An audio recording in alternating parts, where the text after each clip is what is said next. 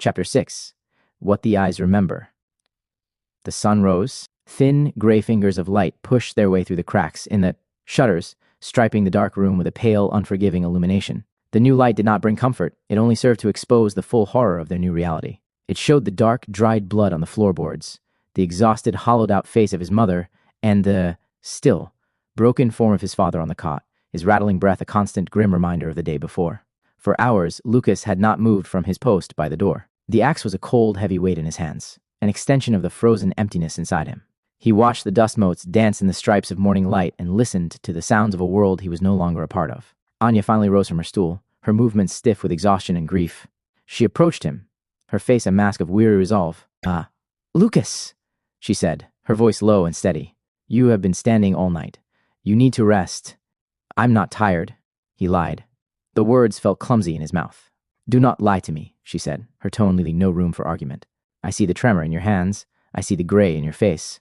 You are no use to any of us if you collapse. I will watch now. Give me the axe. He flinched, his grip tightening on the handle. The thought of letting it go, of giving up his watch, sent a jolt of pure panic through him. She saw his hesitation, and her expression softened. Just for a moment. Luka, she pleaded softly. For me. Rest. An hour is all I ask.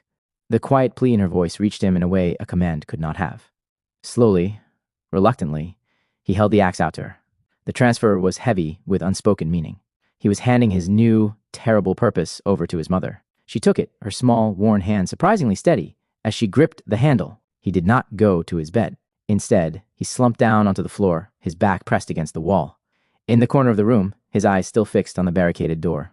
He was exhausted to his very bones, but his mind was a hornet's nest of activity. He finally let his heavy eyelids fall shut, seeking a moment of blankness, of peace. But the darkness behind his eyelids was not empty. It was waiting for him.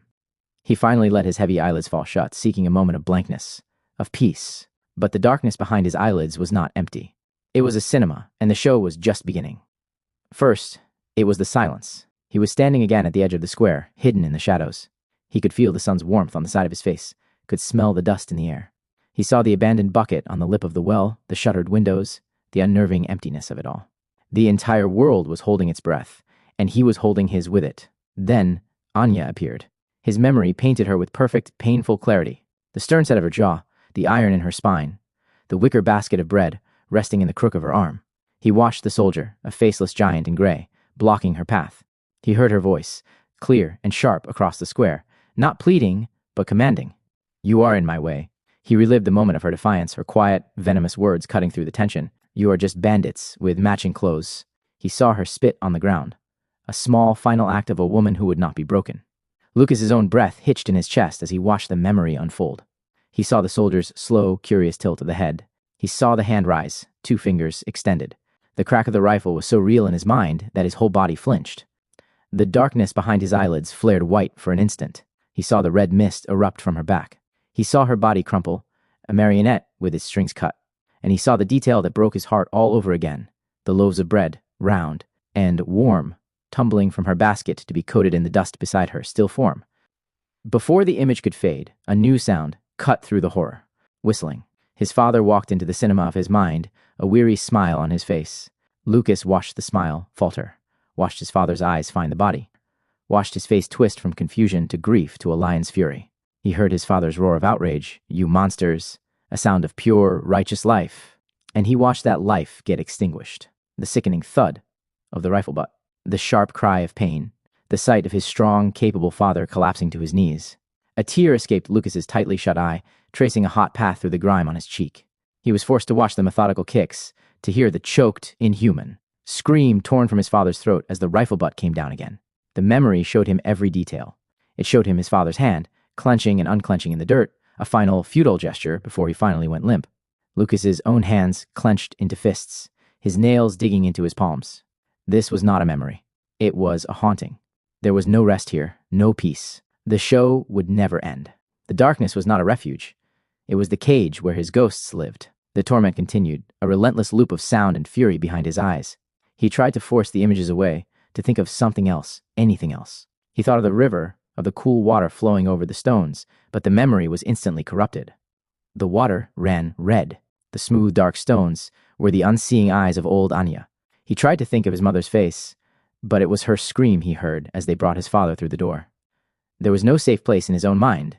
Every memory was now a tributary to the same river of horror. His body, pushed beyond all limits, finally began to betray him.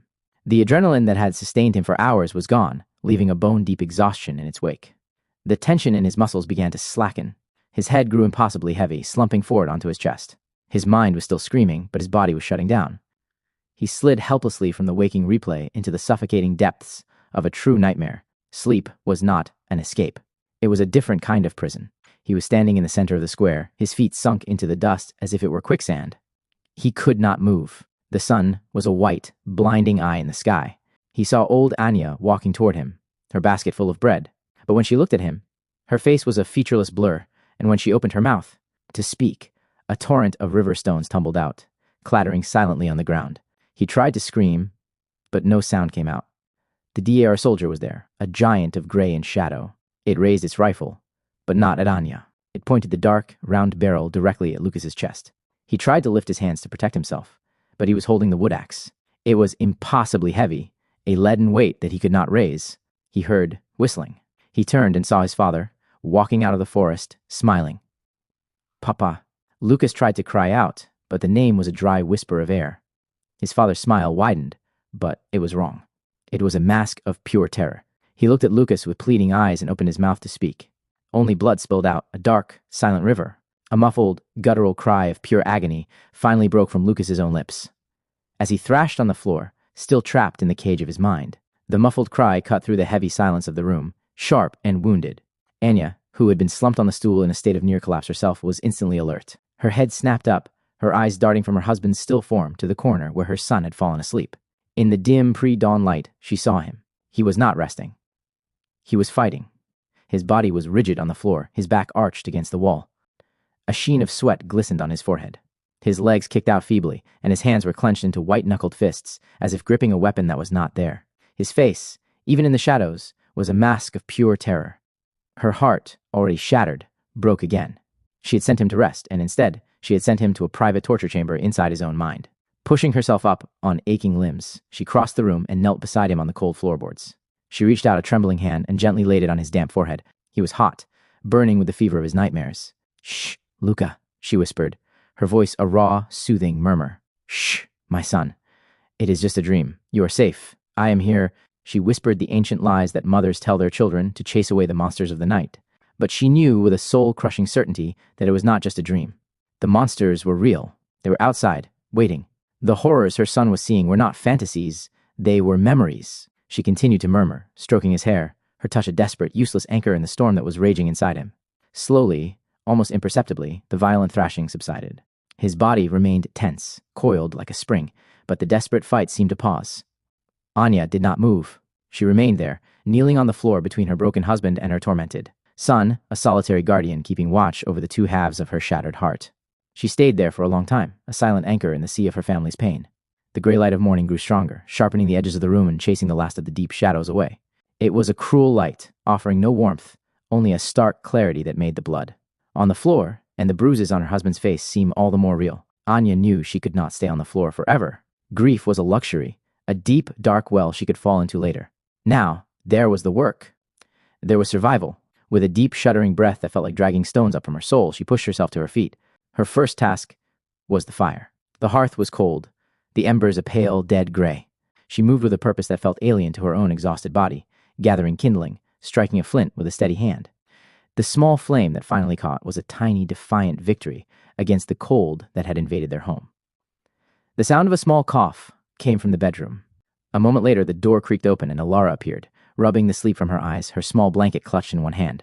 She stopped in the doorway, her gaze falling on her father, lying so still on the cot. "Mama," she asked, her voice small and confused. "Why is Papa sleeping here?" Anya's heart clenched. She crossed the room and knelt in front of her daughter, blocking her view of Tomas. She forced a smile that felt like a painful crack in her face. "Papa is very sick, little bird," she said softly, tucking a stray piece of hair behind Alara's ear. "The most important thing right now is that we are very, very quiet so we can rest and get better." Alara's eyes were wide with a fear she did not understand. "Are the loud men gone?"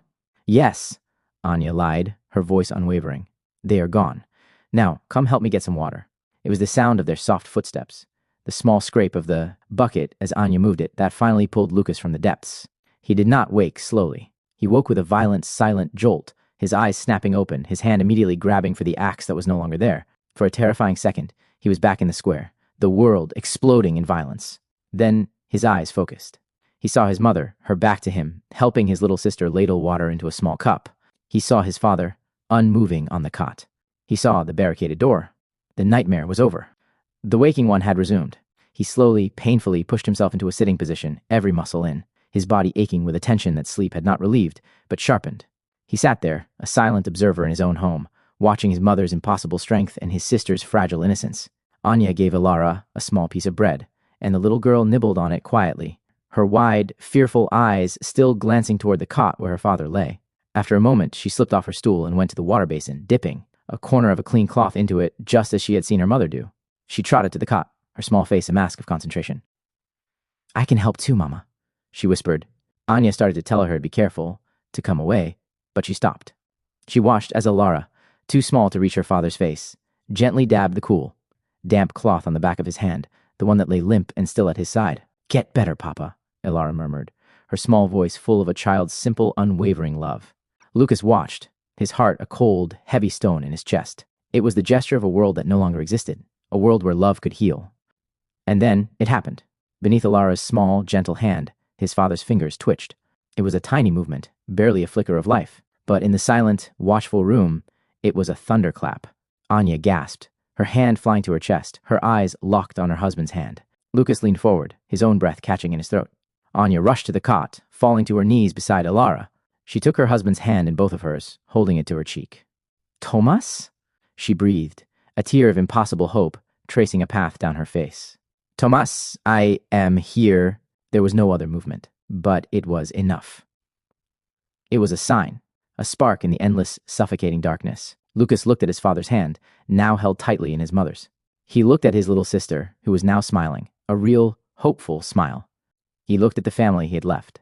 The vast, cold emptiness inside him did not vanish. The ghosts did not flee, but for the first time since he had stepped back into that silent, terrible square, a tiny, fragile warmth kindled in the center of the ice. It was not peace. It was not happiness. It was a reason. He looked from them to the barricaded door, and his hand rested for a moment on the handle of the axe leaning against the wall beside him. The boy who went fishing was still dead, but the guardian of this broken, breathing family had just been born. Chapter 7. A Reason. The tiny flicker of movement from the cot changed the air in the room. It did not erase the horror. It did not heal the wounds, but it pushed back against the suffocating despair, giving them just enough space to breathe. Hope, they were discovering, was not a feeling of joy, but a grim and necessary tool for survival. Anya's focus became absolute. She was no longer just a grieving wife. She was a healer, a protector of the fragile life that still clung to her husband. She sent Ilara for the cleanest water, her voice low and calm, giving her small, manageable tasks that were as much for the child's benefit as for the patient's. Lukas did not join her at the cot. The spark of hope had not softened him. It had focused him. It had given his new, cold clarity a target. His father was fighting. Now, he had to fight too. He turned from the scene at the cot and walked to the small pantry at the back of the home. He methodically took stock of their supplies. Half a sack of potatoes, a small wheel of hard cheese, a string of onions, 3 loaves of bread. He looked at the water barrel. It was a little more than half full. He brought a piece of bread to his mother. She took it without looking away from Tomas, breaking off a small piece and handing it to Ilara before taking one for herself. "We need to ration," Lukas said, his voice quiet but firm. "The water, too." Anya looked up, her eyes meeting his. She saw no fear in him, no panic. She saw a cold, hard resolve that was both terrifying and reassuring. She nodded. For how long? It was the question that hung over all of them. How long could they stay sealed in this tomb, waiting for the world to be safe again?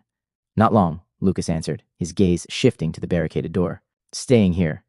This is not a plan. It is a slow death. They will come back, or we will starve." "What can we do?" Anya whispered, her gaze drifting back to her husband. "We cannot move him. We cannot leave. We do not have a choice," Lukas said. He looked at Ilara, who was watching them with wide, silent eyes. "We need to know what is happening outside. We need to know where the soldiers are, how many there are. We need another place to go." He let the words hang in the air for a moment before finishing. "Tonight, after the sun goes down, I am going out. The hours that followed were a long, suffocating silence, broken only by the sound of his father's breathing and the soft, necessary movements of life inside a cage. Anya was a constant, tireless presence at the cot, wiping Tomas's brow, trying to trickle water past his swollen lips, her face a grim mask of determination. Ilara, sensing the heavy, adult grief that filled the room, was unnaturally quiet, playing with her wooden blocks in a small patch of sunlight on the floor. Lukas did not rest. He spent the day watching and listening. He watched his mother fight for every breath his father took. He watched his sister build a small, unsteady tower, her small world contained to a single floorboard. He watched them, and the cold resolve inside him hardened from a spark into a solid, heavy core. This was his reason. He spent hours with his ear pressed to the cracks in the shuttered window, trying to decipher the sounds of the occupied village. He heard nothing. No blacksmith's hammer, no children's games, no life. The silence was a threat, a coiled snake, and he knew he had to walk out into its cage to understand its nature. As the sun began to set, painting the cracks in the walls with a final bloody orange, he began to prepare. He took the smallest, sharpest knife from the kitchen block and slid it into his belt. He tore 2 long strips from a ragged blanket and carefully wrapped them around his boots, muffling the sound his footsteps would make. Anya watched him, her hands stilled. She said nothing. There was nothing left to say. The argument had been made and lost hours ago. Now, there was only a shared, terrifying understanding. He walked to the table and took a piece of the rationed bread, chewing and swallowing it mechanically. It tasted like ash in his mouth, but he knew he needed the strength. When he was ready, he looked at his mother. Her eyes were filled with a fear so profound, it was almost a physical presence in the room. He gave her a single, short nod. It was both a promise and a farewell. He and Anya moved to the door. Together, without a word, they pushed the heavy oak table aside. The scraping of its legs on the floor was a deafening sound that made them both flinch. Lukas put his hand on the iron bolt, his knuckles brushing his mother's. For a moment, her fingers rested on top of his, a final, fleeting touch. Then she pulled her hand away. He drew the bolt, the sound a soft, metallic click. He eased the door open a crack and slipped out into the deep blue twilight, a ghost leaving a tomb. The door clicked shut behind him, and he was alone. The cool night air was a shock against his skin, sharp and real after the stale, suffocating atmosphere of the cottage. For a moment he remained perfectly still in the deep shadow of his own home, letting his eyes adjust to the gloom. The world was painted in shades of dark blue and gray. The familiar shapes of his village were twisted by the twilight into a landscape of threats. He began to move. He did not walk down the center of the path. He slid along the rough wood of the fence line, his wrapped boots making no sound on the hard-packed earth. Every sense was screamingly alive. He heard the whisper of the wind through the eaves of the cottages. He smelled the cold stone of the well. He saw the way the shadows pooled in the doorways, deep and menacing. The village was a graveyard. The living were sealed in their tombs, and he was the only ghost walking through it. He moved from the fence line to the deep darkness of a woodpile, then to the side of the blacksmith's forge, its chimney a cold, dead finger pointing at the first stars. His goal was the square. He needed to see their strength, to understand their position. He reached the edge of the cooper's workshop, the same spot where he had hidden and watched the horror unfold that afternoon. He peered cautiously around the corner. The square was not empty. A single lantern sat on the lip of the well, casting a pool of harsh yellow light. In the circle of that light, 2 soldiers sat on overturned buckets, smoking. Their helmets were off, resting at their feet. They spoke in low, guttural tones, their language an ugly, foreign sound in the quiet of his home. A 3rd soldier stood guard near the tavern door, his rifle held in a casual, competent grip. They were relaxed. They were confident. They had taken the heart of his village and turned it into their private campfire. Lukas watched them, his mind cold and clear. He cataloged their positions, the number of them, the relaxed state of their guard. The boy who would have been paralyzed by fear was gone. The guardian saw only threats and tactical problems. He had the information he came for. He could go back. But as he prepared to retreat, he saw a 4th figure emerge from the darkness of the tavern. This one was not a soldier. It was a villager. It was old Finn, the tavern keeper, his shoulders slumped in defeat. He carried a tray with 3 steaming mugs and delivered them to the soldiers at the well. One of them laughed and said something that made Finn flinch. He bowed his head, took the empty tray, and shuffled back into the darkness of his tavern. A servant in his own home, Lukas sank back into the shadows, his jaw tight. It was not enough to know where they were. He needed to know what they were planning. He needed to know how deep the rot went. His mission was not over. It had just become infinitely more dangerous. The sight of old Finn, a man who had known Lukas his entire life, reduced to a shuffling servant, extinguished any thought of retreat. This was not just an occupation. It was a humiliation, an infection, and he had to know how deep it went. He pressed himself flat against the rough, cold planks of the cooper's workshop, his cheeks scraped by the wood. He slowed his breathing, turning his mind into a cold, quiet instrument of observation. He mapped the square in his head. The open ground around the well was a killing field, bathed in the yellow glare of the lantern. The light caught the metal on the soldiers' gear, making it glint. It illuminated the rising smoke from their cigarettes. The shadows on the far side of the square were deep, a river of darkness that ran along the front of the tavern. But to get there, he would have to cross a 10-foot gap of exposed cobblestone. The guard by the tavern door was the main problem. He was not relaxed like the others. He stood with his weight on the balls of his feet, his rifle held across his chest. Every few moments he would pace a short 3-step line, his gaze sweeping the rooftops, then the dark alleys. Lukas waited. The patience of a fisherman, of a hunter, took over. He watched the guard's routine. He listened to the low murmur of the other two soldiers' foreign tongue. He heard the clink of a ceramic mug against the stone of the well. He felt the cold of the earth seeping into his knees. He waited for the exact moment the guard turned his head, his back momentarily to the gap Lukas needed to cross. It came. He did not think. He moved. His body was a coiled spring uncoiling, a low, swift shadow that darted across the open ground. His wrapped boots were completely silent on the stones. For 2 seconds he was exposed, a fleeting shape in the periphery of the lantern light. He expected a shout, the crack of a rifle. Nothing came. He slammed into the tavern wall, flattening himself in the deep shadow beneath the eaves, his heart hammering against his ribs. He was closer now. Much closer. He could smell the acrid smoke from their cigarettes. He could see the stubble on one soldier's chin, the glint of his teeth as he let out a low laugh. And he could hear something new, a sound, from inside the tavern. It was not old Finn. It was a muffled, rhythmic thumping, followed by a low, guttural command in the soldier's own language. Lukas edged his way along the wall, the rough plaster scraping his shoulder. His eyes were fixed on a small, grimy window a few feet away, its shutters slightly ajar. The sounds were coming from in there. The thumping, the commands, and something else, a sound he could not quite identify. A soft, rhythmic scraping. He had to see. He had to know what other secrets the night held. He held his breath, listening to the night, trying to separate the sigh of the wind from the sounds inside. The rhythmic thumping continued, a dull, percussive beat. He began to edge his way along the wall, his fingers brushing against the cold, rough plaster. Each inch was a victory. The grimy window pane was so close, he could see the spiderwebs clinging to the corners of the frame. He reached the edge of the shutter and slowly, carefully, leaned forward until his eye was pressed to the narrow, vertical gap. The air that seeped through the crack was thick with the smell of stale ale, sweat, and something else, a faint, coppery scent that turned his stomach. The inside was lit by a pair of lanterns that cast long, dancing shadows. His view was a slice of a nightmare. He could see a heavy wooden table, its surface dark and wet.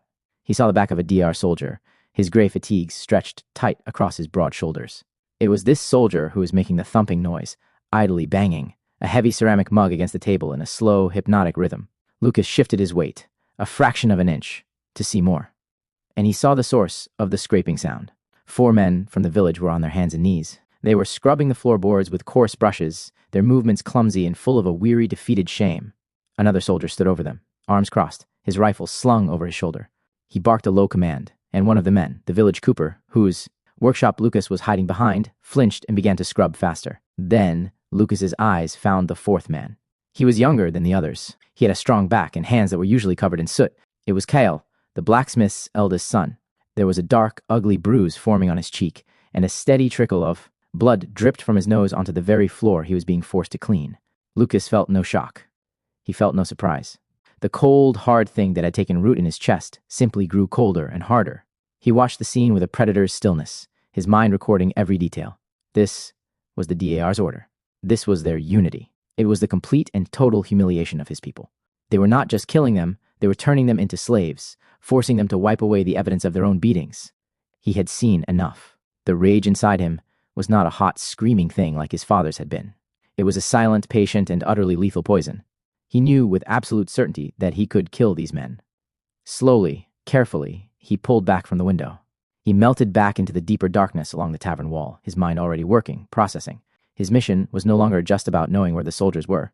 It was about understanding them. And he understood now. They were not just conquerors. They were masters.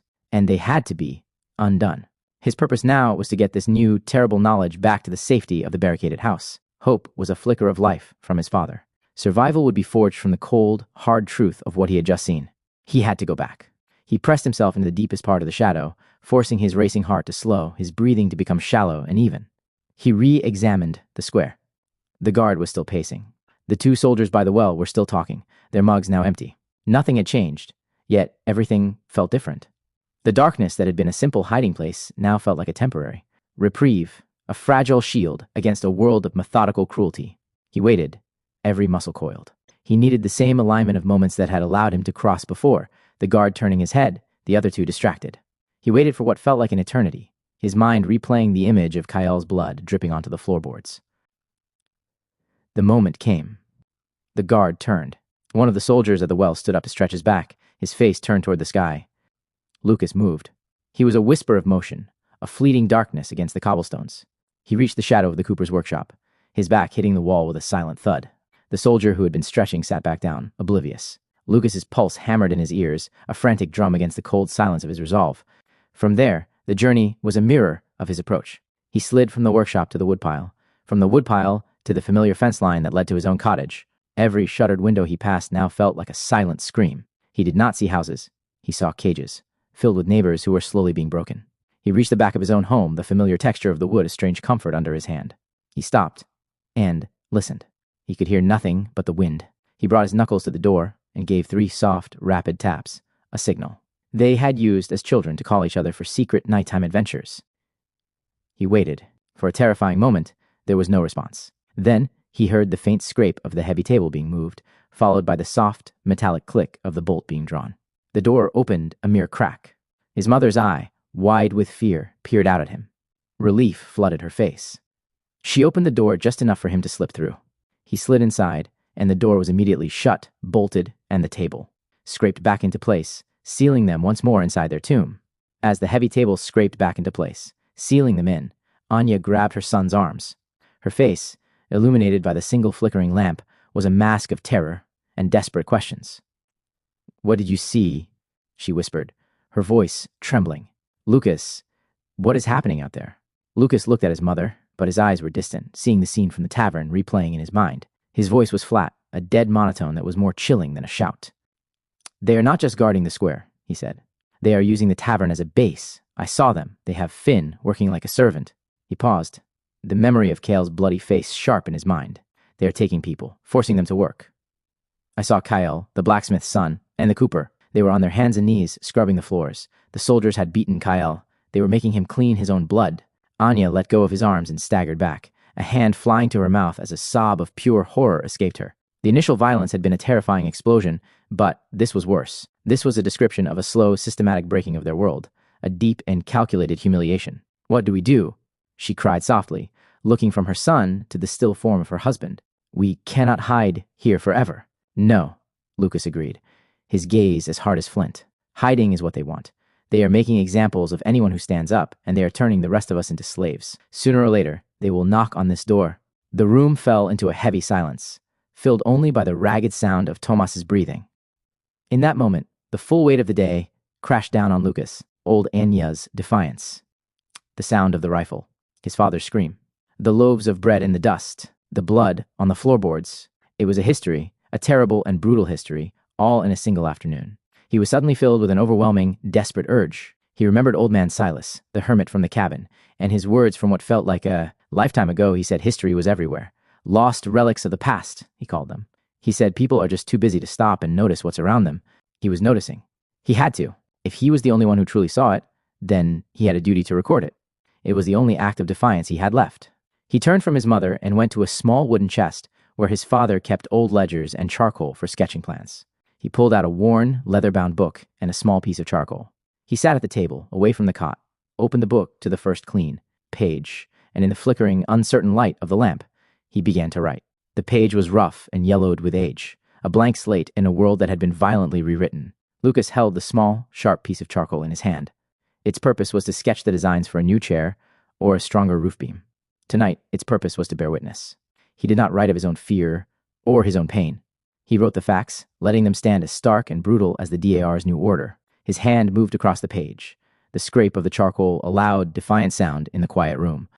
"Today, soldiers of the Democratic Authoritarian Republic came to our village. Today, they murdered old Anya in the square because she would not be silent. Today, they beat my father, Tomas, and left him in the dirt because he called them monsters.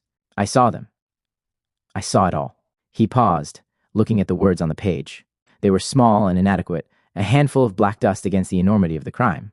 But they were the truth. Old man Silas had been wrong about one thing.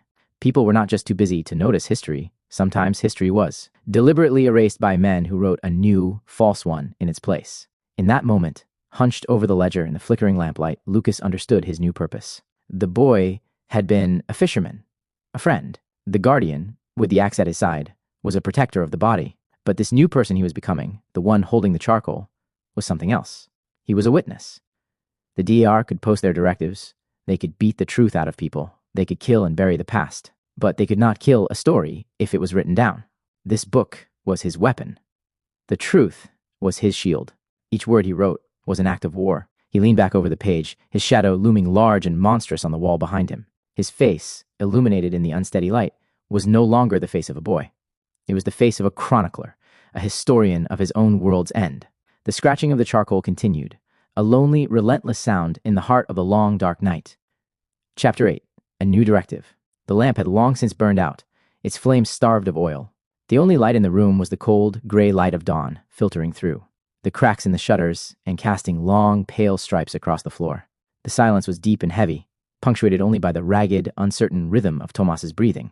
Lukas had written until the exhaustion had finally claimed him. He was slumped over the open ledger at the table, his head resting on his arms, the small piece of charcoal still resting near his fingertips. The wood axe leaned against the wall nearby, a silent testament to the role he had assumed in the night. Anya, who had not slept, finally pushed herself up from the stool, a stiff ache in her bones. The long vigil had taken its toll. She moved to the cot, her shadow falling over her husband. She leaned down, ignoring her own body's complaints, and gently placed the back of her hand against his forehead. He was hot, the fever still burning in him, but his breathing... She listened, holding her own breath. It was still a shallow, rattling sound, but the horrifying wet gurgle from the night before seemed to have lessened. It was a small change, a desperately small change. But it was not worse. And in this new world, not worse was a victory. It was fuel. Straightening up, Anya looked from her husband to her sleeping son. She knew what the work of the day was. It was to keep them alive, one breath at a time. Anya held that small, precious victory in her heart, not worse. It was the only armor she had against the long, terrifying day that lay ahead. She left her husband's side and moved quietly through the house that had become their fortress and their prison. She first went to Lukas, who was still slumped in the chair, asleep over his chronicle. She placed a gentle hand on his shoulder. "Luka," she whispered. He woke with a violent jolt, his eyes flying open, wild with the ghosts of his nightmares. His hand shot out, grabbing for the axe that was no longer there before he registered. His mother's face, the dim light of the room, the reality of his surroundings. The wildness receded, replaced by the now familiar, cold, empty watchfulness. "It is morning," she said softly. "We need to eat." He nodded, pushing himself stiffly out of the chair, every muscle aching. While he and Anya pushed the heavy table a few feet away from the door, just enough to sit, she called for Alara. The little girl emerged from her room, her face pale and her movements timid. Their breakfast was a grim, silent affair. Anya broke one of the last loaves of bread into 4 pieces. She gave one to Alara, one to Lukas, and took one for herself. The 4th piece, the largest, she placed on the table by the cot for Tomas, an act of pure, desperate faith. They ate the dry bread and drank cups of cold water. No one spoke. The only sounds were the quiet chewing, Alara's soft sniffles, and the constant, ragged breathing of the man on the cot. It was a parody of a family meal, a ritual of survival stripped of all warmth and joy. When it was over, the 3 of them sat in the heavy silence, the long, empty hours of the day stretching out before them, an uncharted and terrifying wilderness. The silence that followed their meager breakfast was heavy and brittle. Anya, refusing to let the family drown in it, began to create the small, necessary tasks of living. She sent Alara to the linen chest to count the remaining clean cloths, a simple job to keep her small hands and mind busy. She herself returned to the cot, where she once again began the slow, gentle work of tending to Tomas. She cleaned his wounds with fresh water, her touch delicate, her expression a mask of focused neutrality. It was a quiet, desperate battle waged against infection and fever, and she was its only soldier. Lukas did not participate. He had a different war to fight. He moved through the small, barricaded space like a caged wolf, his entire being thrumming with a tense, nervous energy. He would pace from the table, blocking the door to the shuttered back window, then back again. He was a prisoner, but he was also a guard on duty. He would stop for long minutes at a time, pressing his ear to the door, listening to the unnatural quiet of the village, trying to parse the whisper of the wind for the crunch of a boot or a shouted command. The silence was an enemy, and he was learning its habits. His mind was a cold, clear engine. The boy's horror had been burned away, leaving the man's grim calculus. He thought about the soldiers he had seen in the square. Their casual cruelty, their confidence, the way they had forced old Finn to serve them, the way they had beaten Kyle and forced him to clean his own blood. These were not random acts of violence. They were tools of control. They were breaking the village's spirit, one person at a time, making them complicit in their own humiliation. The D.A.R. did not just conquer, it corrupted. He returned to the table and sat before the open ledger, the charcoal feeling familiar in his hand now. He looked at the stark words he had written in the night. He began to add to them, his writing small and precise. He described the soldiers by the well, their relaxed postures. He described the number of them he had seen. He wrote down old Finn's name.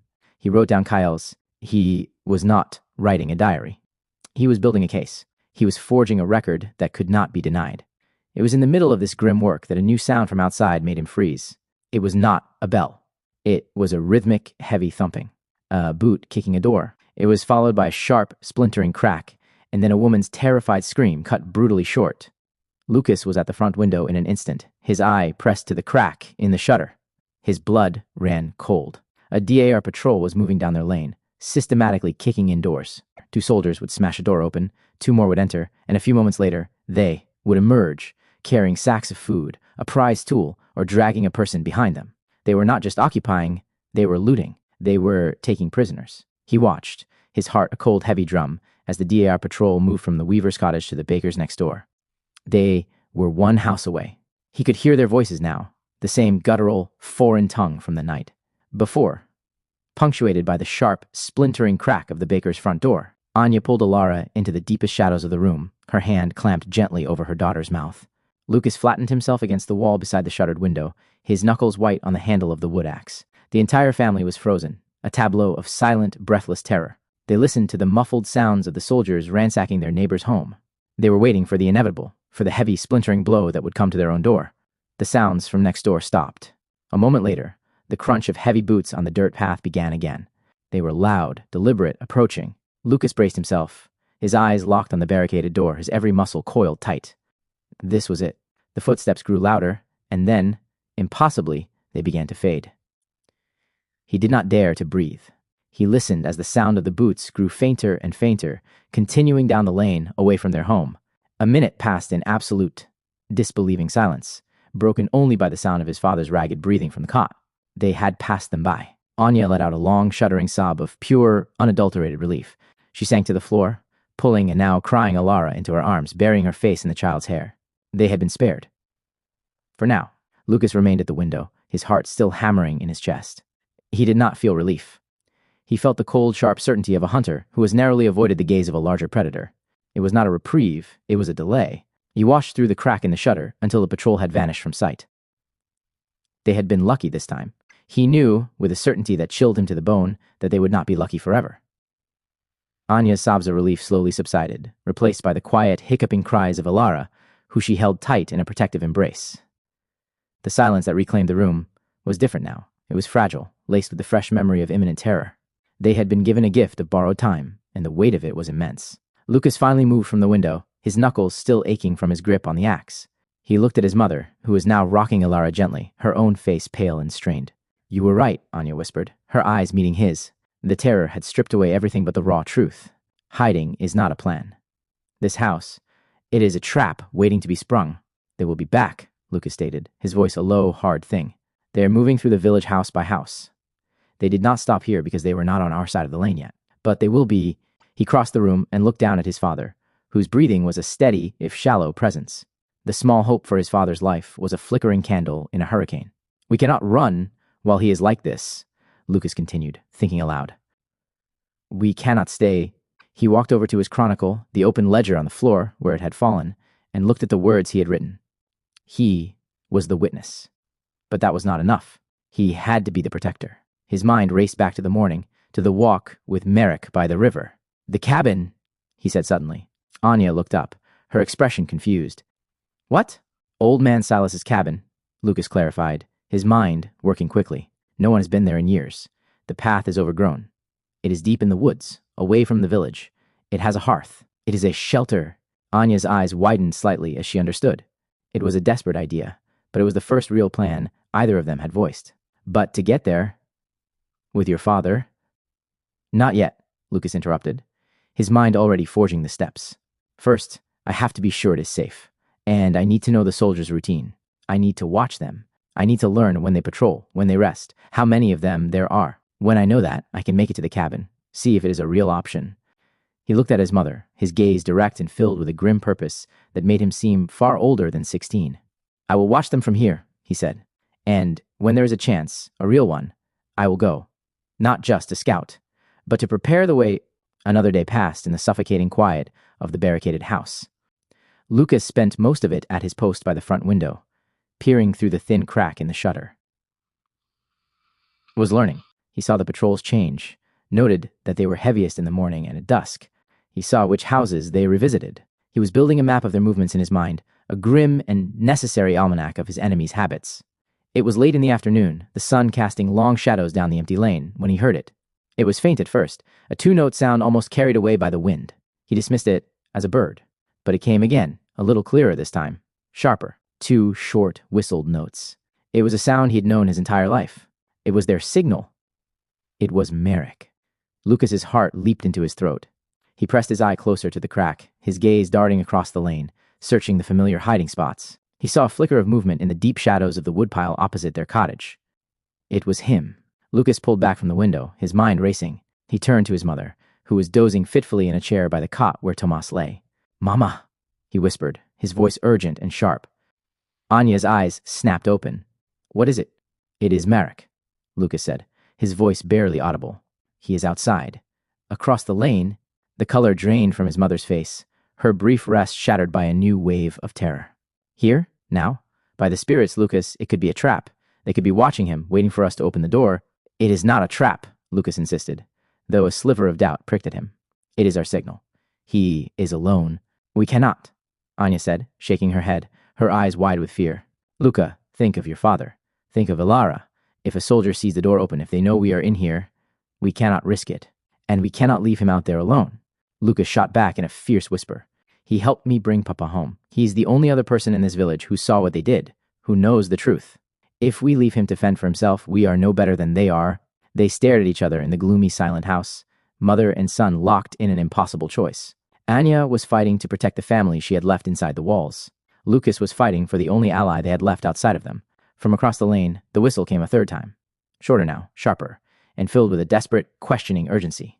The third whistle was sharp, a sliver of desperate sound that pierced the heavy silence of the cottage. It was the sound of a choice that had to be made. Anya shook her head, tears welling in her eyes, her hands still clutching Ilara.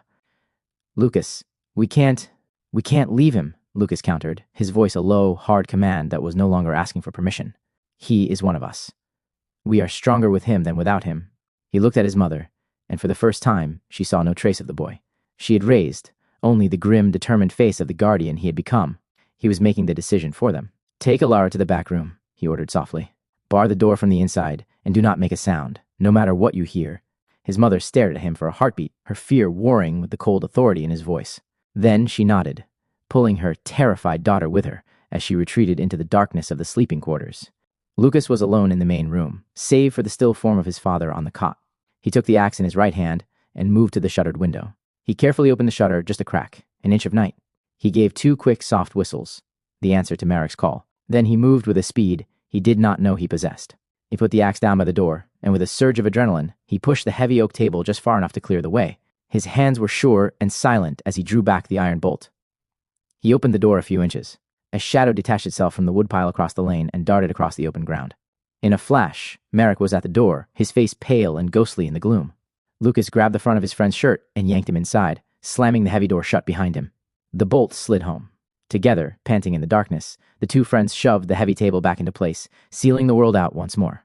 For a long moment they stood there in the dark, their chests heaving, the only sound the ragged breathing of the man on the cot. Merrick looked from the crude barricade to the axe leaning against the wall, and then at the new hard look in his friend's eyes. "So," Merrick whispered, his voice full of a terrible, newfound understanding. "This is how it is now." Lukas met his gaze and gave a single grim nod. Chapter 9. This is how it is now. The grim understanding passed between the 2 friends in the heavy silence. Lukas's nod was a final, terrible confirmation. Their world had been remade into this, a dark, barricaded room, the scent of fear and sickness, and the constant looming threat of the men outside. Anya emerged from the shadows of the back room, her face pale but her expression firm. She had put Ilara back to bed, and now her attention was on the new, dangerous reality of having another person in their midst. She looked at Marek, her eyes full of a weary maternal concern. "Marek," she whispered, her voice urgent. "Your family, do they know you are here? They will be torn apart with worry." Marek shook his head, his own voice low and raw. "They know I am not in the house. I told them I was going to check the snares at the edge of the woods. They did not try to stop me." He looked down at his hands. "The soldiers, they came to our house, just like the others. They kicked in the door. They took my father's hunting rifle and half our winter stores of flour and salted meat. They said it was a civic contribution." He looked up, his eyes finding Lukas's. "They did not hurt anyone, not this time. But the look in their eyes, they were just taking what they wanted. The whole village is the same. People are pretending not to see their neighbors being dragged from their homes for the work details." Lukas absorbed this new information, fitting it into the mosaic of horror he was building in his mind. "They are trying to break us," he said, his voice flat. "Isolate us. Make us afraid of each other." He then told Marek what he had seen in the tavern. Old Finn, the forced labor, Kael cleaning his own blood from the floorboards. As Lukas spoke, Marek's face hardened, the last of his boyish fear being baked away by new, grim anger. The full picture was now clear. It was not just a brutal occupation. It was a systematic dismantling of their lives. When Lukas finished, a new, determined silence fell between the three of them. They were no longer just a terrified family and a loyal friend. They were a cell, the only one in the village. "I have a plan," Lukas said, breaking the quiet. "Or the beginning of one." He told them about Old Man Silas's abandoned cabin, deep in the woods, forgotten by everyone. He explained his idea to use it as a hideout, a place to move his father, to when he was strong enough, a place to disappear to when the D.A.R. came for them again. He laid out the first phase of the plan, to watch, to learn the soldiers' routines until he could find a safe window to move. He looked directly at Marek, his friend, his last and only ally. "But I cannot do it alone," Lukas said, the words an admission of a need he had not shown to anyone since the world had ended. "I need another set of eyes. I need you." Marek looked from Lukas's hard, determined face to Anya's terrified one. And then, his gaze drifted to the still, broken form of Tomas on the cot. He saw a family, his second family, being systematically destroyed. The anger that had been simmering in his chest since the soldiers had taken his father's rifle solidified into a cold, hard resolve. He met his friend's eyes. There was no hesitation. "Tell me what to do," he said. The words, spoken with a quiet finality, hung in the air. The alliance was forged. Anya let out a soft, shaky breath, a sound that was a mixture of terror and a tiny, fragile seed of relief. "We watch," Lukas said, his voice taking on the tone of a commander. "We learn their movements, the patrols, the guards, everything. We share the duty, one of us at the window, always. We need to know when it is safe to move." "And your family?" Anya interjected, her voice barely a whisper. "Marek, they will wonder where you have gone." "I will go back before dawn," Marek said, not taking his eyes off Lukas. "Just like this morning. I will tell them I am checking the far traps, that I have to leave early. They will not question it, not if it means one less mouth to feed for the day." The bitter reality of his words silenced the room. "When we have a map of their schedule," Lukas continued, "we will find a time, the darkest part of the night. I will go to the cabin. You will stay here. You will be the guard." For the first time since the world had ended, Lukas saw a path forward. It was a dark, dangerous path, a razor's edge between survival and death, but it was a path. And now, he did not have to walk it alone. He gestured to the shuttered front window. "You take the first watch," he said to Marek. "Tell me if anything changes." Marek nodded, crossing the room to take his post, peering through the small crack into the occupied darkness. Lukas turned back to the table, to his open ledger, and picked up the charcoal. His mother watched them, two boys who had been forced to become men in a single, brutal afternoon, now planning a war from the shadows of a ruined home. The two friends settled into the grim rhythm of their new reality. The night passed in a series of tense, whispered shift changes. While one boy kept his eye pressed to the narrow crack in the shutter, the other would try to get a few hours of fitful, nightmare-plagued sleep in a chair. Anya did not sleep at all, remaining a steadfast, silent presence by her husband's cot. When the sun rose again, the routine continued. The house was a silent, well-ordered prison. Marek, understanding his role, was a ghost, moving quietly, speaking only when necessary. He and Lukas shared the watch, their whispered conversations consisting only of observed details. Patrol of 4 just passed, heading east. The ones in the square are changing shifts. After each of his watches, Lukas would go to the ledger. He was no longer just writing a record of what had happened, he was creating an intelligence document. He sketched a crude map of the village square and the surrounding lanes. He made small marks to denote the soldiers' positions, the time of their movements. The journal was becoming a weapon, a detailed study of his enemy's habits. Late in the afternoon of the second day, they learned something. "They are getting lazy," Merrick whispered from his post at the window. Lukas, who had been trying to coax his father to swallow a few drops of water, came to his side. "What do you see?" Lukas asked. "The midday shift." "There are only 3 of them in the square, not 4, Merrick reported. "And the guard at the tavern, he is not pacing. He is sitting on the steps." Lukas pressed his own eye to the crack. Merrick was right. The discipline from the first day seemed to have slackened. The soldiers, confident in the terror they had instilled, were becoming complacent. He watched for another hour, his mind cold and calculating. He saw the guards leave their posts for minutes at a time to talk with the others at the well. He saw a supply cart arrive, and for a full 10 minutes, every soldier in the square was focused on unloading it, their backs to the rest of the village. It was a pattern. It was a weakness. He pulled back from the window, his heart beating a little faster. He looked at Merrick, and his friend saw a new light in his eyes. It was not hope. It was the glint of a hunter who has just found a track. "There is a window," Lukas said, his voice a low, excited whisper, "after the supply cart arrives. There is a window of chaos." He returned to his ledger, his hands moving quickly, the piece of charcoal scratching against the page as he documented this first, critical piece of intelligence. The discovery hung in the air between them, a tangible thing. For 2 days they had been prisoners, reacting to the horror that had been inflicted upon them. Now, for the first time, they had an advantage. It was a small, dangerous piece of knowledge, but it was a weapon. Lukas looked up from the ledger, his eyes burning with a cold, intense light. He looked at Merrick. "Tomorrow," Lukas whispered, his voice tight with purpose, "during the supply delivery. That is when I will go to the cabin." Merrick's eyes widened, but he did not argue. He gave a single, sharp nod of understanding. Anya, who had been quietly rebandaging her husband's arm, heard him.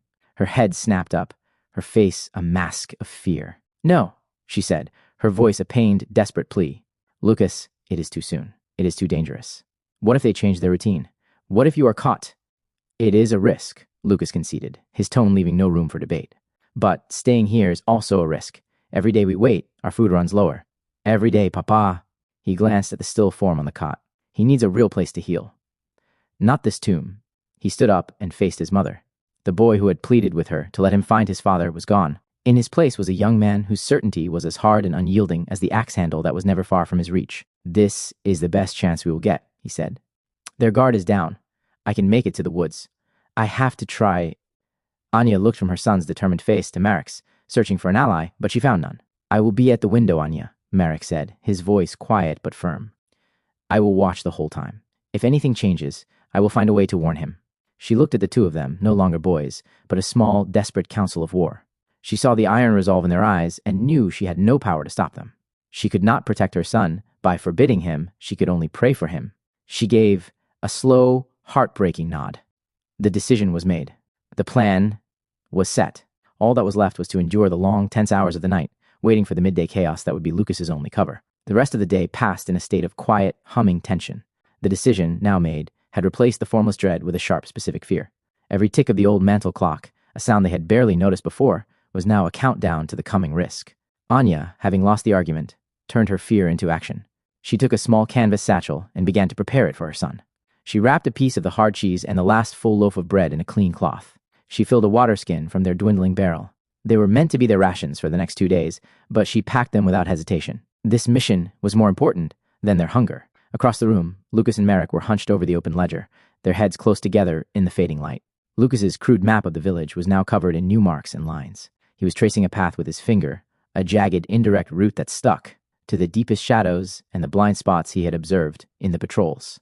"From our back fence to the old woodpile behind the baker's," Lukas whispered, his voice a low, intense murmur. "Then through the overgrown alley to the edge of the woods. It is the longest way, but the safest. The guard at the tavern is the problem," Merrick countered, his own voice hushed. "His patrol takes him right past the mouth of that alley. Only every half hour," Lukas said. "I will wait. I will watch. I will not move until he has passed." They spent hours like this. A small, 2-person council of war planning their first desperate operation. They agreed on a signal. If Merrick saw an unscheduled patrol or any sign of danger while Lukas was gone, he would hang. A white cloth from the back window, a small speck of a warning that Lukas could look for before attempting to return. Later, as the moon rose high in the sky, Anya approached Lukas. He was checking the edge on the small knife he planned to take. She pressed the packed satchel into his hands. "There is no food for tomorrow if you take this," she said, her voice steady. "I will be quick," he answered, not meeting her eyes. She reached out and touched his cheek, forcing him to look at her. Her eyes were full of a terrible, bottomless fear, but also a fierce, burning pride. "You are your father's son," she whispered. "Brave and foolish." She pressed a small, smooth river stone into his palm. "The river has watched over us forever. Let it watch over you now. Be a shadow, Luka. Be the water. Do not let them see you." He closed his hand around the stone. Its coolness, a familiar comfort, and, for the first time, he gave her a small, tight nod of understanding. He accepted her fear, her love, her hope.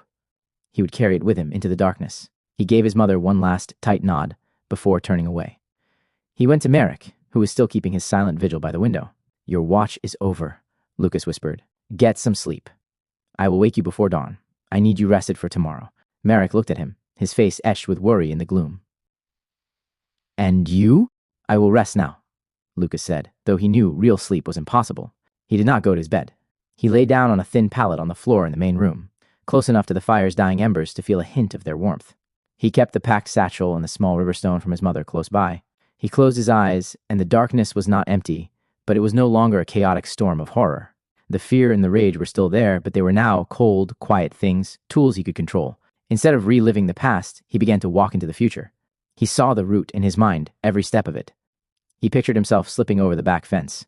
He saw the specific shadows of the woodpile where he would hide. He measured the open ground he would have to cross to the overgrown alley. He rehearsed the plan over and over, turning it into a series of calm, precise actions, stripping it of its terror until all that was left was the mission. He must have slept, because the next thing he knew, a hand was on his shoulder. It was Merrick. The room was filled with the gray light of a new day. The long night was over. The day of the mission had arrived. The hours of the morning were the most tense of their lives. Every sound, every action, was freighted with a terrible significance. Anya forced them to eat another small meal of bread, her hands trembling as she broke it. Alara, sensing the humming tension, stayed glued to her mother's side, her thumb in her mouth. Lukas and Merrick spent the time in a final, quiet conference over the ledger.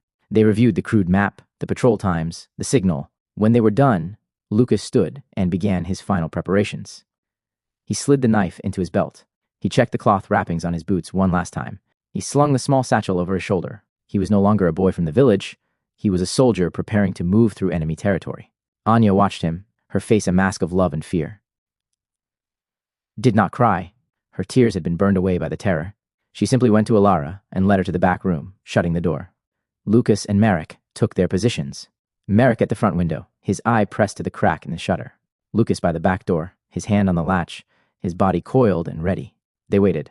The sun climbed higher in the sky. Then, they heard it. The distant, familiar rumble of the supply cart's wheels on the hard-packed earth. Their window of chaos was about to open. Merrick's eye was pressed to the crack in the shutter, his entire world reduced to a narrow slice of the village square. He saw the heavy, two-wheeled cart, pulled by a tired-looking mule as it rumbled into view.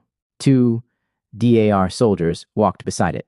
As predicted, the soldiers already in the square, including the guard from the tavern, gravitated toward it. Their discipline slackened, replaced by the mundane curiosity of men checking on new supplies. This was it. The window of chaos. Merrick pulled back and gave 2 soft, urgent taps on the interior wall, the pre-arranged signal. At the back of the cottage, Lukas heard the sound. He was already in a low crouch, his body a coiled spring of potential energy. He gave the river stone in his pocket one last, quick touch, then placed his hand on the latch. He did not look back.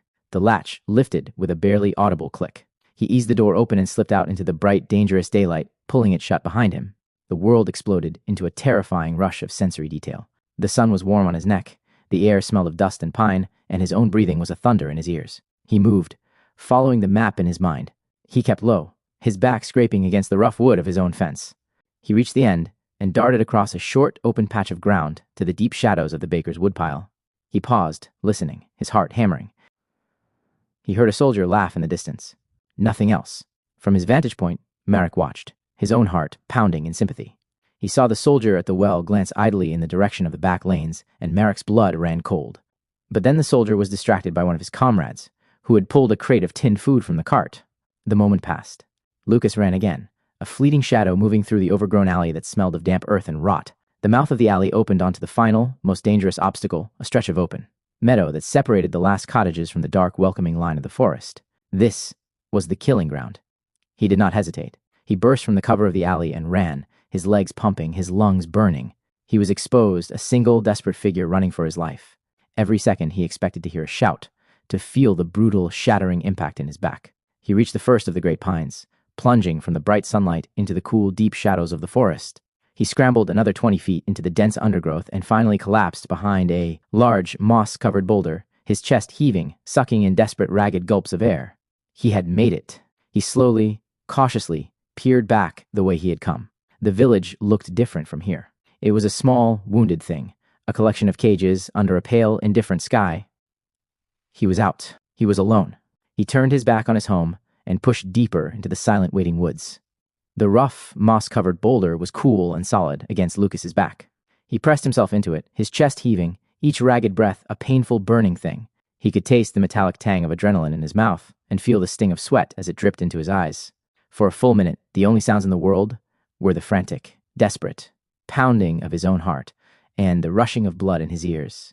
The air, thick and clean, smelled sharply of pine sap and rich, damp earth, a scent so different from the dust and fear of the village that it felt like arriving in another country. Slowly, his breathing quieted.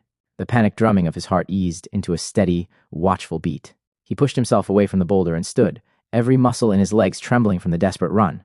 The forest was deep and silent here. The tall, straight trunks of the pines rose like the columns of a cathedral, their high branches interlocking to form a dense canopy that blotted out much of the sky. What little sunlight made it through fell in shifting, dappled patches on the thick, soft carpet of rust-colored pine needles that covered the ground. He began to move, not running now, but walking with a hunter's quiet, deliberate tread. His wrap boots made only a soft crunching sound on the forest floor, a sound that seemed loud in the profound stillness. The wind whispered through the high branches, a low, sighing sound that was ancient and unending. A twig snapped under his foot and he froze instantly, his hand flying to the hilt of the knife in his belt, his eyes scanning the shadows. A squirrel chittered angrily from a high branch and darted away. He relaxed, but not completely. This was the forest he had known his entire life, but he saw it now through new eyes. Before, he had seen a place of shelter and familiarity. Now, he saw sightlines and cover. He noted the thickets that could hide a man, the game trails that could be used as escape routes, the open glades that felt dangerously exposed.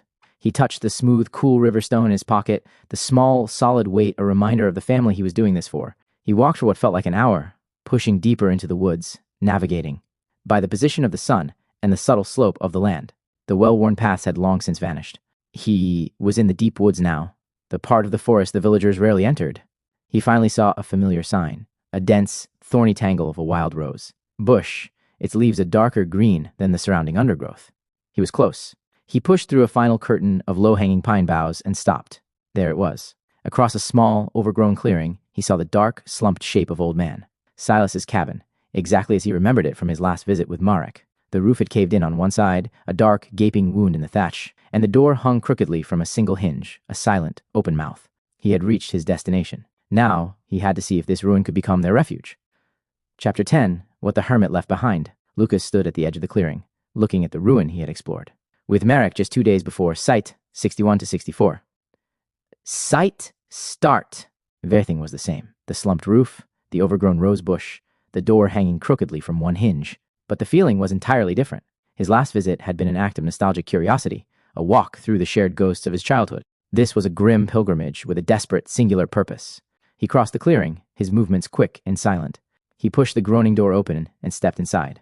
The air was just as thick and musty as he remembered, and the same beam of sunlight cut through the hole in the roof, illuminating the same swirling cloud of dust motes. Sight 65 to 66. Sight start. His single stool still stood in the light. The rusted tin cup still sat on his table. Sight 68 to 69. Then, it had been a scene of sad decay. Now, he looked at it all with a new, calculating eye. He was not here for ghosts. He was here for tools. He ignored the pulpy mound of ruined books in the corner and went directly to the shelves where he and Marek had seen the jars. He began a methodical search, his fingers leaving clean streaks in the thick gray dust.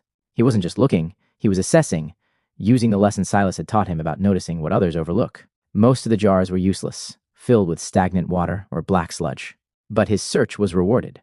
Tucked behind a larger, shattered jar, he found a small clay pot with its wooden lid still sealed tight with wax. He pried it open, and the faint, bitter scent of willow bark filled the air. Medicine for fever. A small, crucial victory. Next, the hearth. He remembered seeing a heavy iron pot sitting in the cold ashes. He knelt and lifted it.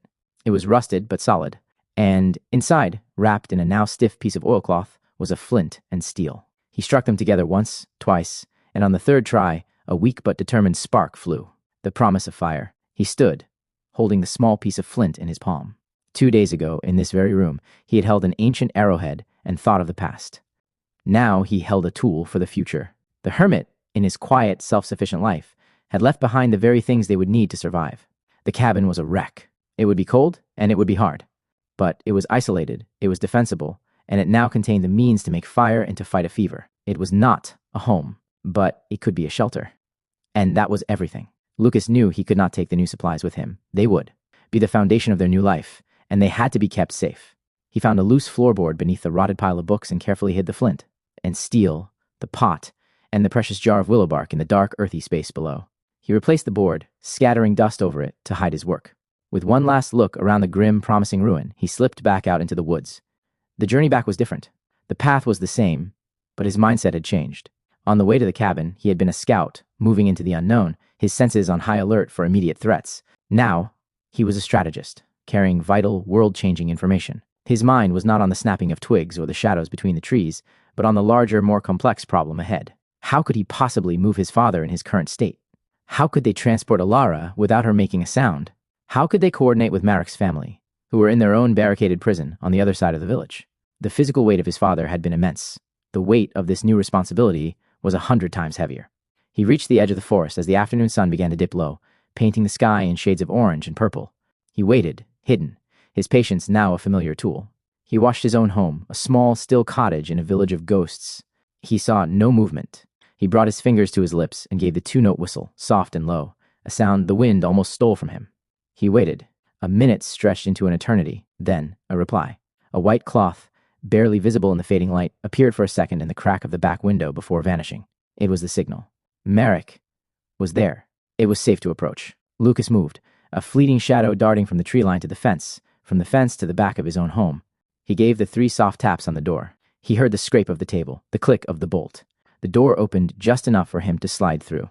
It was slammed shut and re-barricaded behind him. He was back inside. Marek was there, his face pale with tension. His mother rushed toward him, her eyes asking the question she was too afraid to speak aloud. Lukas looked at her, at his friend, and then at his father, still breathing on the cot.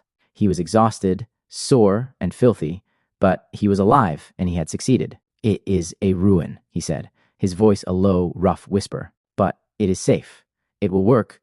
Anya let out a long, shuddering breath, a sound that was half sob and half relief. She reached out and gripped Lukas's arm, her fingers digging into his worn shirt as if to assure herself he was real. Marek simply stared, his face a mixture of awe and terror. They had a destination. The abstract idea of escape now had a name: Silas's cabin. The relief, however, was immediately swamped by the sheer, crushing weight of logistics. "But your father?" Anya whispered, her gaze drifting to the cot where Tomas lay still, his life a fragile thread. "How, Luka? The journey through the woods is hard enough on 2 good feet. To move him in this state, it could kill him. And my family," Marek added, his voice low and heavy with doubt. "My mother and father, my sisters, they are terrified. My father is a stubborn man. He will not want to abandon his home, everything he has ever built." Lukas listened, his expression grim. These were not obstacles he had failed to consider. They were the very heart of the problem. "We will build a litter," he said, his voice calm and steady, the voice of a man who has broken a problem down into its smallest, most brutal parts. "A stretcher. We will need rope from the shed and 2 strong poles. We will use every blanket we have. We will carry him. It will be slow, and it will be loud, which is why the timing is everything." He turned to his friend. "Marek, you have to talk to your father, tonight. You have to make him understand what we saw, what I saw, in the tavern. They are not just taking food and rifles, they are taking people. They are breaking them. His home is already gone, he just doesn't know it yet. You have to make him see." He looked at them both, the 2 people who were now his entire world, his council of war. "We will move during the midday supply delivery. It is the only time the village is chaotic enough, the only time the soldiers are distracted. We will have one chance. We will take only what we can carry: food, water, the axe, and the blankets for Papa." The plan was laid bare in the dim, quiet room. It was not a good plan. It was a desperate, insane long shot, a frantic prayer against a tidal wave of certain death. It was riddled with 1,000 ways to fail. But as they looked at each other in the flickering lamplight, from the broken man on the cot to the determined, haunted face of the boy who was now their leader, they all knew the truth. It was the only plan they had. The die was cast. There was no more time for debate, only for the grim and dangerous work ahead. You need to go now, Lukas said to Merrick, his voice a low command. Use the darkness. Tell your father. Make him understand. Be back here before the sun is up. We will need to know if they are with us. Merrick nodded, his face set and serious. He squeezed Lukas's shoulder, a quick, hard gesture of solidarity. I will make him understand, he promised. Once more, they unbarricaded the door, the scraping of the table a familiar sound of risk. Lukas opened the door a crack, and Merrick slipped out into the night, vanishing into the same shadows that had delivered him. As the bolt slid home, a new, heavy silence filled the room. It was the silence of a promise that had to be kept. Lukas turned to his mother. The time for fear was over. The time for work had begun. We need the poles for the litter, he said.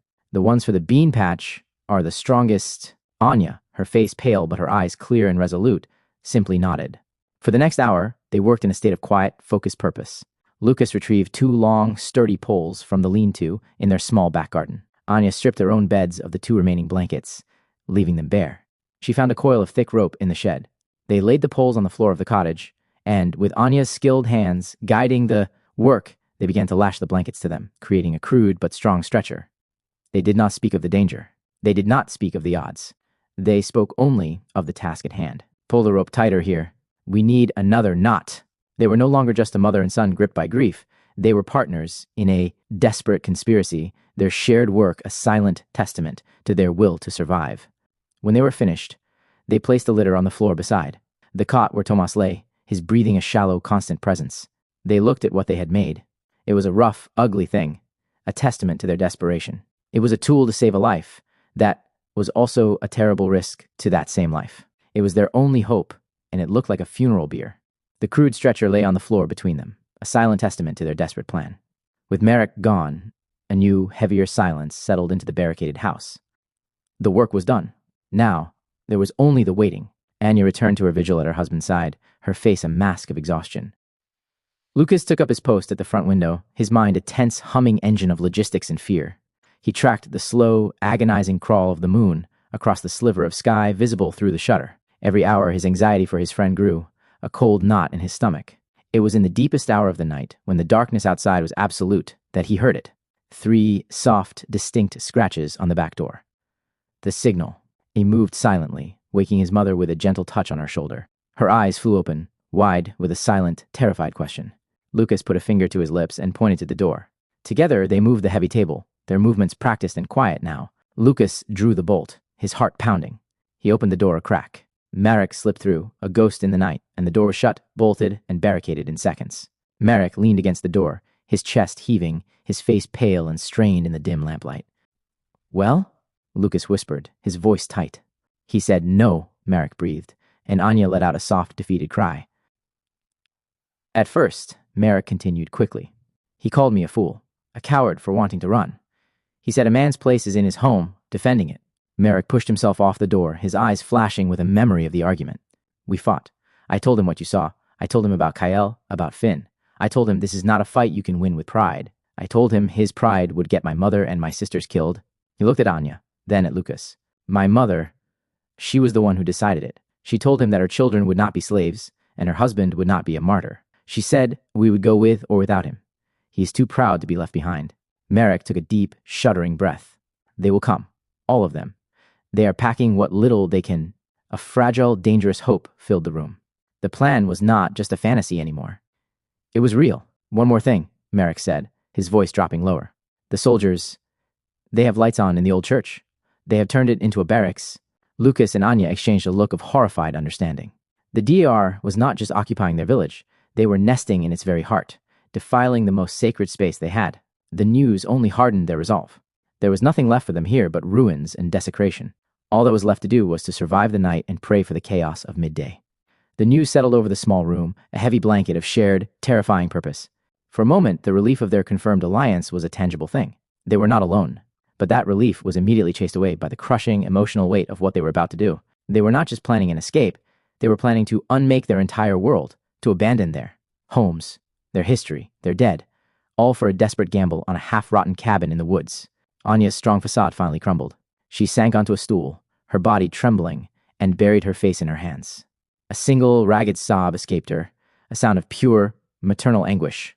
It was not a cry of fear for herself, but for the people she was responsible for Ilara, asleep in the next room, whose innocence was being irrevocably poisoned, for Marek's sisters, for his mother, for her husband, whose life now depended on the strength of two boys, who had, until days ago, only worried about fishing and chores. She was asking them to carry the weight of an entire world on their young shoulders.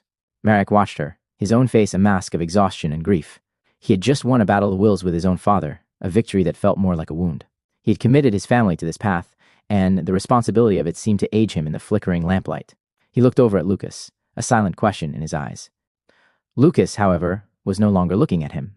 His gaze was fixed on the cot where his father lay. The cold strategist had momentarily receded, leaving behind the sun. He moved across the room and knelt by his father's side, the floorboards cool beneath his knees. He reached out and carefully took his father's limp, calloused hand, feeling the faint, weak pulse at the wrist. He saw the ruined face, the swollen eye, the dried blood on his lips.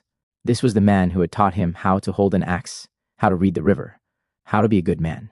This was the price of defiance. He leaned in close, his voice a raw, broken whisper that was meant only for his father.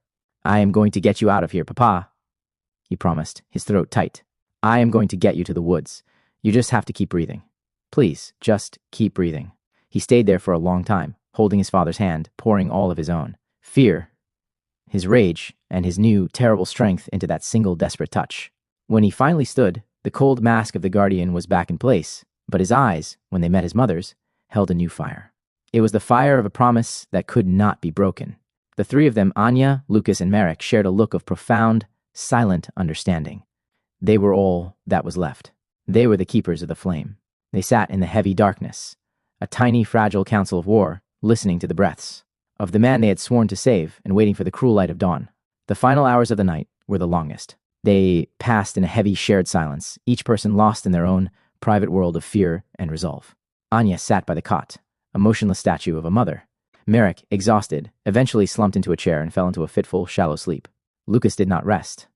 He remained afoot, moving between the window and the door, his mind a razor-sharp instrument, rehearsing the plan, anticipating every possible thing that could go wrong. He was no longer just the guardian, he was the architect of their desperate, fragile hope. Then it began.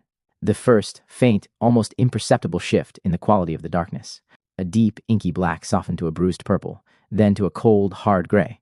The light of the new day began to bleed through the cracks in the shutters, drawing stark, pale lines across the floor and illuminating the grim tableau within the cottage. The light revealed a crude, desperate stretcher lying on the floor, a grim promise of the ordeal to come.